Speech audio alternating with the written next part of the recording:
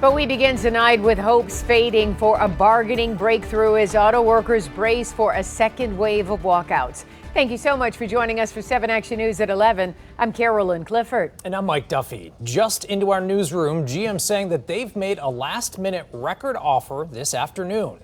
This says the United Auto Workers strike against the Detroit 3 automakers is in its 7th day.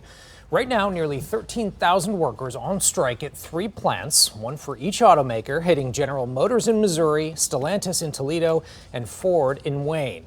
Now, if no agreement is reached by noon tomorrow, union leaders say they'll expand the stand-up strike to additional plants. United Auto Workers President Shawn Fain is expected to prepare more locals to walk out when he takes to Facebook Live at 10 a.m. tomorrow. As the stalemate drags on, concerns are growing over the economic toll of a prolonged strike. 7 Action News reporter Brett Cast has more on the potentially devastating impacts on the way as the labor standoff enters week 2. Well, it was 1 week ago today that I was standing here at Michigan Assembly Plant watching select UAW workers walking off the job after that strike was announced. And today, a panel of industry experts warned that a prolonged strike could have large economic effects on the state of Michigan. Approaching night 8 of constant picketing outside Michigan Assembly Plant in Wayne. Striking workers not letting up.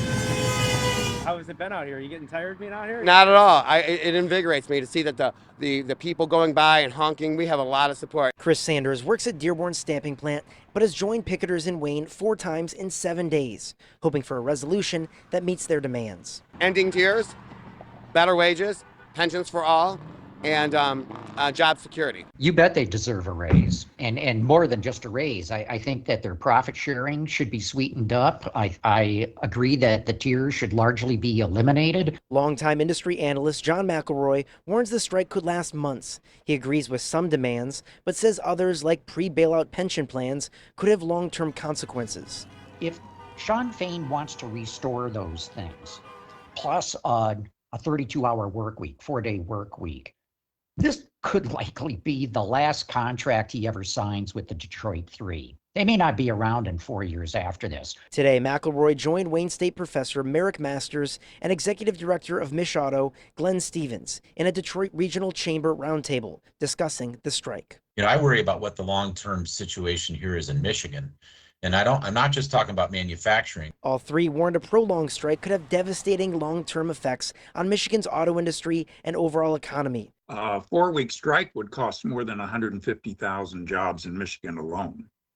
And you can double that over 8 weeks. Once you lose the labor that you had to lay off or maybe even terminate, good luck getting it back in this labor market. All 3 say the industry is preparing for added costs and competition as they transition to electric vehicles, but the UAW is holding steady on their demands. So many people talk about, what effect is this going to have on the economy? But the question that should be asked is what not giving our fair share is going to have on the economy. And the UAW began this strike with $825 million in their strike fund. And with this targeted strike approach, they could make that last and offer strike pay all the way through Christmas.